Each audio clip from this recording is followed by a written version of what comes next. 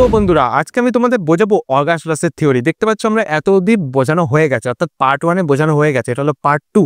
তুমি যদি এখনো পার্ট 1 না দেখে থাকো তাহলে এক্ষুনি গিয়ে ভিডিওটা ওয়াচ করে আসো, তারপর এই ভিডিওটা দেখবে। পার্ট 1 না দেখলে তুমি এটা বুঝতে পারবে না। তো আমি এখানে লিঙ্ক দিয়ে দিচ্ছি, এই লিঙ্কে ক্লিক করে তাড়াতাড়ি চলে যাও, নাহলে তুমি ম্যানুয়ালি আমাদের চ্যানেলে গিয়ে দেখতে পাও। তো তোমাদের এই থিওরিটা খুবই সহজ ভাষায় বুঝিয়ে দেবো। এই ভিডিওটা দেখার পর তোমাদের অন্য কোনো ভিডিও দেখার প্রয়োজন হবে না। তো চলো বন্ধুরা ভিডিওটা শুরু করি।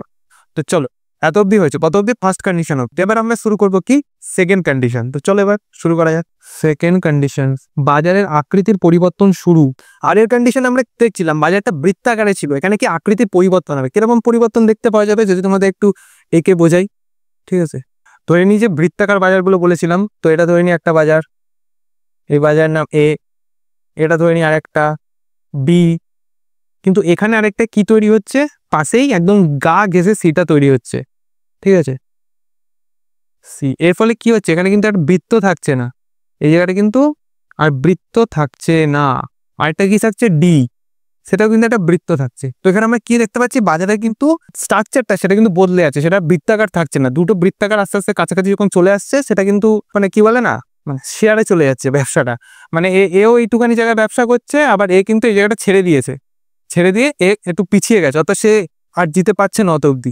গোলাকার আকৃতি রেখে বদল ঘটেছে, তো সেটাই বলেছে তার সেকেন্ড কন্ডিশন। তো এবার আসি থার্ড কন্ডিশন, কি ষড়ভুজাকার বাজারের উদ্ভব। তৃতীয় অবস্থায় কি দেখতে পাওয়া যাবে, এখানে হেক্সাগন প্যাটার্নের বাজার দেখতে পাওয়া যাবে। কিরকম ভাবে দেখতে পাওয়া যাবে, যখন সমগ্র অঞ্চল জুড়ে বিভিন্ন বাজার একত্রিত হয়ে অবস্থান করবে তখন কিন্তু এই ধরনের প্যাটার্ন দেখতে পাওয়া যাবে। তখন কিন্তু একটি বাজার একটি বাজারের সাথে পাশাপাশি অবস্থান হওয়ার দরুন তারা কিন্তু তাদের এলাকাটাকে সমর্থভাবে ভাগ করে নেওয়ার চেষ্টা করবে, ঠিক আছে। এই ভাগ করার ফলে কিন্তু একটা হেক্সাগন প্যাটার্নের বাজার দেখতে পাওয়া যাবে, সেটা ল্যাস বলেছেন। তো হেক্সাগন প্যাটার্ন কিরকম দেখতে হবে, যেটা তোমরা আগে পড়েছো, এই যে এরকম, এটা যে ধরে নি হেক্সাগন প্যাটার্ন, ঠিক আছে, হচ্ছে না, তাও এখান দিয়ে আবার একটা বাজার তৈরি হবে। কি হবে, এই যে এই জায়গাটা এটা কিন্তু সমানভাবে দুটো বাজার কিন্তু ভাগ করে নেবে, এরকমভাবে এই পাশে পাশে আশেপাশে এরকমভাবে হেক্সাগন প্যাটার্নের বাজার দেখতে পাওয়া যাবে। এই কথাটাই তিনি বলেছেন তার এই তৃতীয় অবস্থায়। তো ফার্স্টে আমরা কি জানলাম, বৃত্তাকার, তারপরে কি দুটো বৃত্তাকার পাশাপাশি চলে এসছে, ঠিক আছে, তারপর কি হয়ে গেল, হেক্সাগন, বোঝা গেল ব্যাপারটা। তো এবার আসছে পরবর্তী পয়েন্ট। পরবর্তী পয়েন্ট কি, maximum profit at the centre of market, অর্থাৎ ল্যাসের তত্ত্ব অনুসারে বাজারের কেন্দ্রে সর্বাধিক মুনাফা। তো এই অবস্থা থেকে আমরা দু ধরনের স্ট্রাকচারের কথা জানতে পারলাম, একটা হলো বৃত্তাকার, একটা হলো ষড়ভুজাকার। তো এই দুটোর ওপরই ভিত্তি করে তিনি তার এই যে মুনাফার যে বৃদ্ধিকা সেটা তিনি বলেছেন। তো ফার্স্ট কি জেনে নি, বৃত্তাকার বাজারের কেন্দ্রস্থল। তো লসের মতে সমতল ভূমিতে যে সমস্ত বাজার দেখতে পাওয়া যায় সেগুলো কিন্তু সবই কিন্তু বৃত্তাকার হয়ে থাকে। এবং এখানে তিনি বলেছেন যেহেতু কেন্দ্রের সরবরাহ মূল্য সবচেয়ে কম, তাই এখানে কিন্তু দাম আছে যেটা মানে পণ্যটার যে বিক্রয় মূল্য সেটাও কিন্তু কম, তার ফলে কিন্তু চাহিদাও বেশি। আর তোমরা যদি একটু ভালো করে মাথায় রেখো তাহলে বুঝতে পারবে যে যেখানে জিনিসটা তৈরি হচ্ছে, অর্থাৎ যেখানে পাইকারি মার্কেট বলা হয়ে থাকে, ঠিক আছে, সেখানে কিন্তু দাম কিন্তু সবসময় কম হয়, কারণ সেটা কিন্তু ডিস্টেন্স কভার করে কিন্তু যেতে হচ্ছে না পণ্যটাকে এক জায়গা থেকে এক জায়গায়, সেটা কিন্তু সেখানেই তৈরি হচ্ছে, সেখানেই বিক্রি হচ্ছে।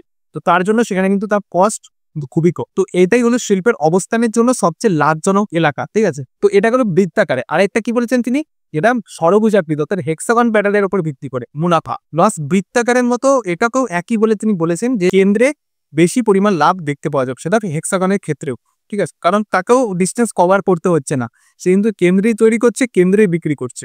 তো তার জন্য কিন্তু সেই অঞ্চলে কোনো দূরত্ব মানে কোনো ম্যাটারই থাকছে না, পরিবহন ব্যয় সেখানেই কাছাকাছি অবস্থান করছে, সেটাই চাহিদা বেড়ে যাচ্ছে, লাভবান হচ্ছে। তো এবার আসি তার পরবর্তী পয়েন্ট। পরবর্তী পয়েন্টটা কি, 7 নম্বর, influence of fluctuation of price on the size of market, অর্থাৎ লসের তত্ত্ব অনুসারে বাজারের আয়তনের ওপর দামের তারতম্যের প্রভাব, ঠিক আছে।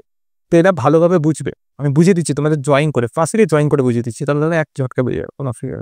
এটা আগে সেই কোথায় গেল, ধরে নিই এখানে দুটো বাজার আছে পাশাপাশি অবস্থান করছে, এটার নাম দিচ্ছি P1, এটার নাম দিচ্ছি P2, এবং এর পাশ দিয়ে একটা বৃত্ত তৈরি হচ্ছে, এই বৃত্তটা এর মধ্যে খেয়ে গেছে, সার্কেলটা একটা করছে না, তাও বুঝে যাবে তোমরা। এটা কেন্দ্র, কেন্দ্র থেকে এই যে দূরত্ব A1, এটা হলো A2, সেম এখান দিয়ে একটা দাগ গেছে, এটার নাম দিয়েছে হলো B1, এটা হলো B2। তো এখানে তিনি বলেছেন P1 বাজারের জন্য A2 পর্যন্ত বিস্তৃত, বিক্রয় কেন্দ্র A2 পর্যন্ত বিস্তৃত, ঠিক আছে।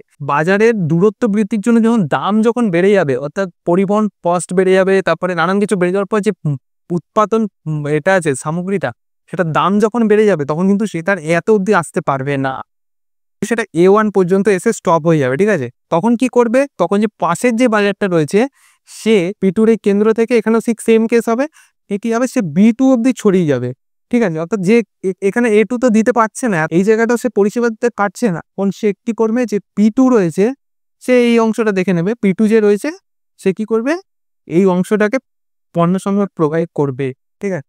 যেহেতু এর সমর্থ হতে পারছে না, আশা করি বোঝা গেল। তখন দেখতে পাচ্ছ যে এর মধ্যে ঢুকে গেছে, এই বৃত্তটা এই বৃত্তের মধ্যে ঢুকে গেছে, এই বৃত্তের মধ্যে ঢুকে গেছে, ঠিক আছে। এই বৃত্তটা তখন কি করবে, P2 প্রোভাইড করবে। তো এবার একটি পরবর্তী পয়েন্ট এবং লাস্ট পয়েন্ট, যেটা কি ক্রিটিসিজম। তো ক্রিটিসিজমকে দুই ভাগে ভাগ করা হলো মেরিট আর হলো ডিমেরিট।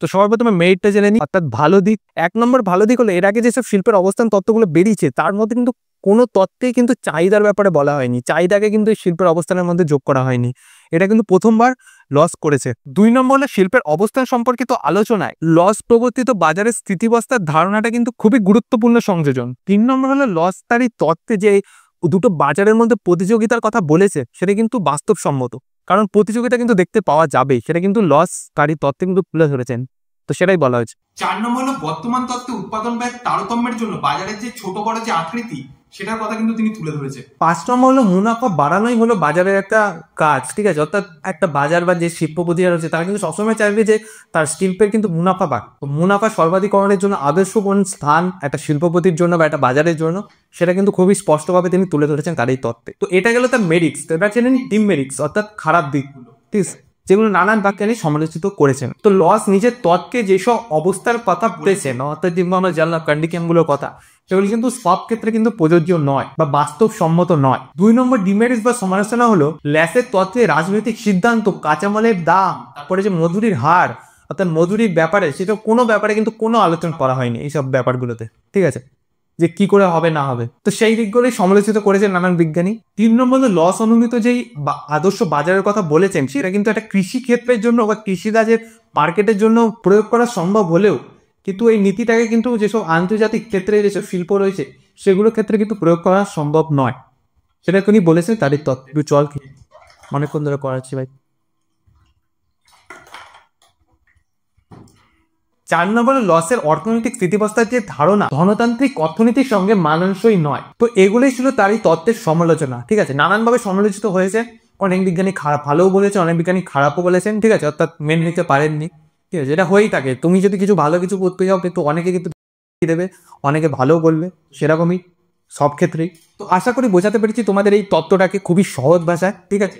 অগাস্ট লসের তত্ত্ব, মার্কেট এরিয়া, তোমরা অনেকদিন ধরে কমেন্ট করছিলে যে দাদা এইসব ওয়েবার, অগাস্ট লস এইসব বানিয়ে দাও, সব বানিয়ে দিয়েছি, ঠিক আছে। সব থিওরি আমাদের মোটামুটি হয়ে গেছে, তোমরা আপনার চ্যানেলে গিয়ে দেখে নিতে পারো। আলাদা আমি প্লে লিস্টও করে দিচ্ছি ইকোনমিক জিওগ্রাফি, তোমরা গিয়ে চেক আউট অবশ্যই করো। এই চ্যানেল ছাড়াও তোমরা যদি আমাকে আরো পার্সোনাল লাইফে দেখতে চাও যে বাড়িতে কি করা হয়ে থাকে বা একটা ইউটিউবারের জীবন, তো তাহলে তোমরা আমাদের মিস্টার সোওয়াক্সের যে ব্লগ চ্যানেল আছে, অর্থাৎ সোওয়াক্স ব্লগ, সেটা তোমরা সাবস্ক্রাইব করতে পারো, সেখানে তোমরা ভিজিট করতে পারো, দেখতে পারো যে বিহাইন্ড দ্য সিন কি হয়, ঠিক আছে। চলো